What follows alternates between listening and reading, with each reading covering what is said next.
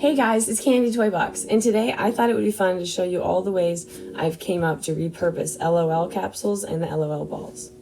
So this first way is to just make decorative accent balls. You'll usually see like 3 of them together.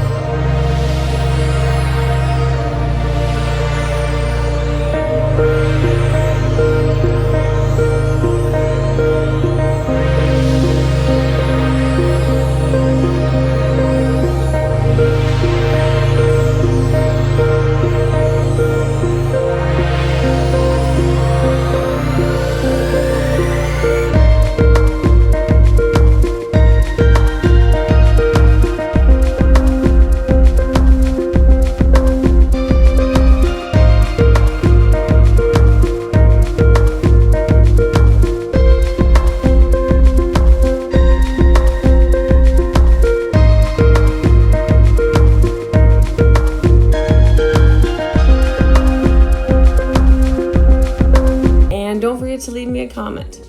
I love hearing from you. CandyToyBox, peace out.